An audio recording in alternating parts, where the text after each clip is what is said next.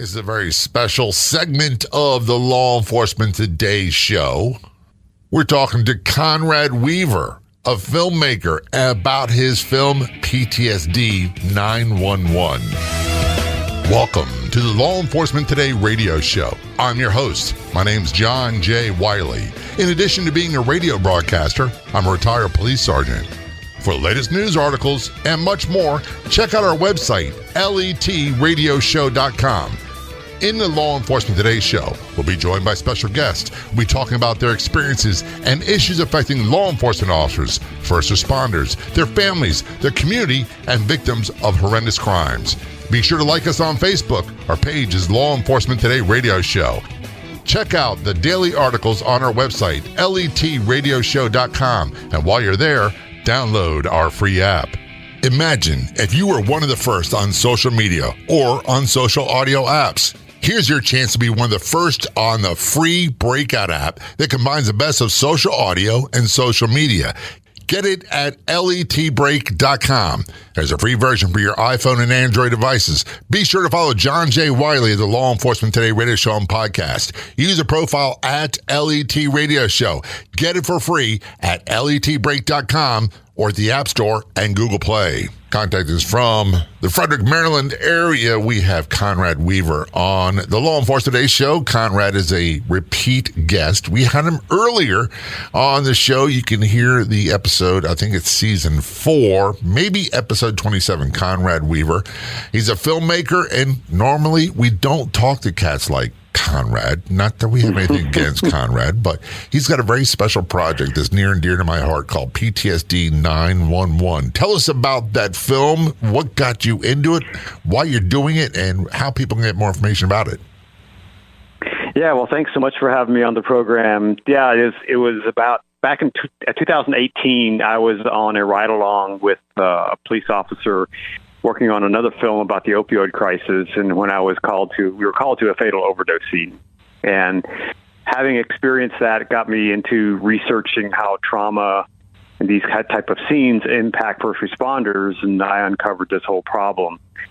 And so I discovered that there wasn't hardly anybody talking about it as far as a documentary film. And so I decided to make it my project. And so for the last 3 years, I've been working on telling the story. Working with law enforcement, with first responders, fire, police, EMS, and dispatch agencies around the country. And don't forget about the corrections officers. They go through it, too. Yeah, that's true. We are not covering that in our film at this point, but that I'm very much aware of that. In fact, my neighbor is a corrections officer who suffered from the stuff that he's experienced. And here's the thing, Conrad. PTSD is the medical term used to describe what a lot of first responders go through. I personally cannot stand the disorder part of it. I prefer the post-traumatic stress or post-traumatic stress injury. But either way, it creates a lot of dysfunction in people's lives. It creates a lot of things that add to relationship problems, shortening careers, substance abuse, and ultimately suicide. And it's a real problem and has been for a very long time.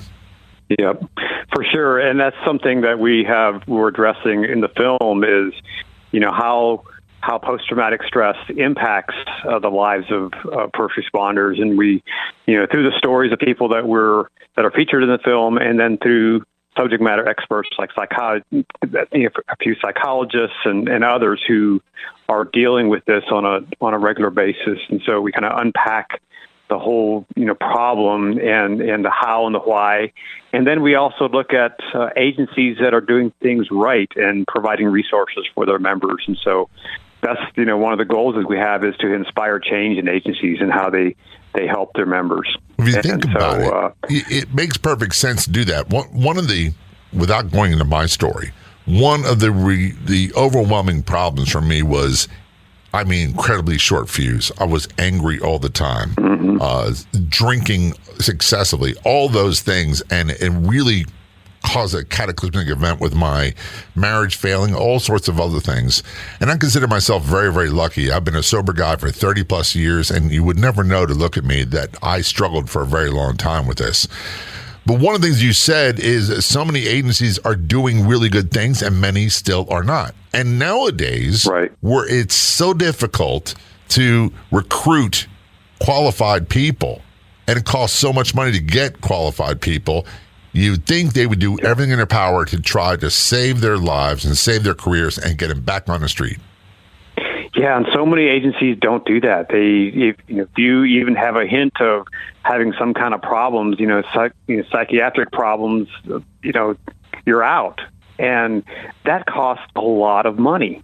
It costs, how many hundreds of thousands of dollars does it cost to recruit new people and to train them and to get them on the street? Plus, you're losing those years of experience when you just put someone aside. So why not rather do everything in your power to help these folks?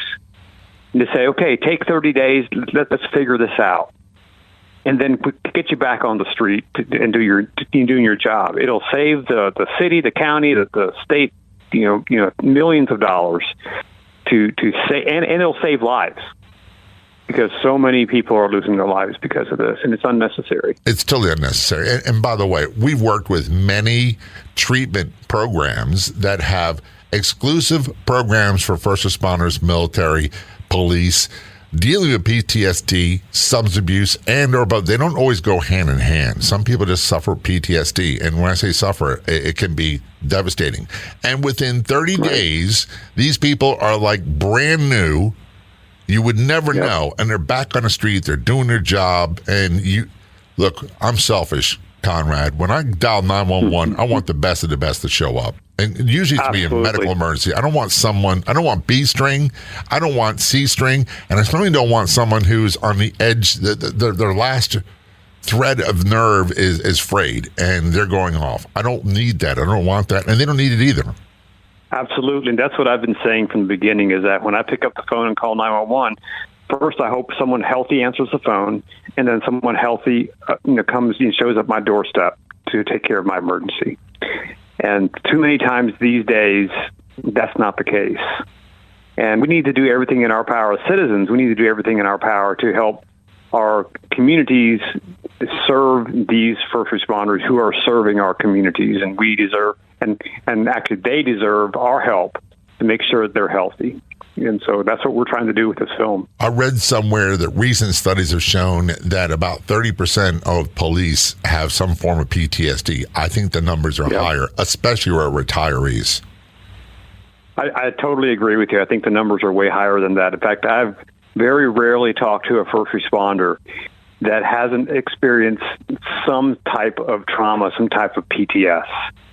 I think it's much more widely pervasive than it is what is reported.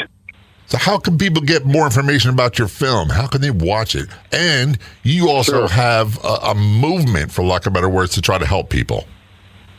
Yes. So they can go to PTSD911.com.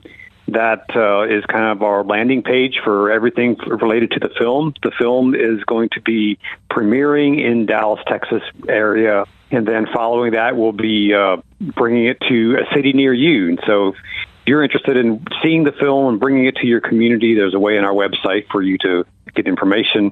You can also register on our website for our emails that we send out every week that gives you updates on the film, where we are, and where it can be seen once it comes out. So encourage everybody to go there. We're also on all the socials.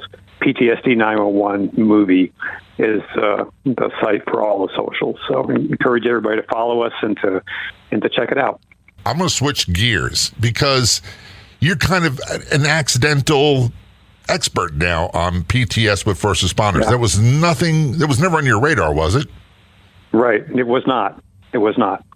And, once I heard this story and I saw it, then I did a deep dive. And whenever I make a movie, I do a deep dive into the culture, into the story, so I understand it better, so I can tell a better story. And, for whether I wanted to or not, I've become kind of a quasi-expert on this subject.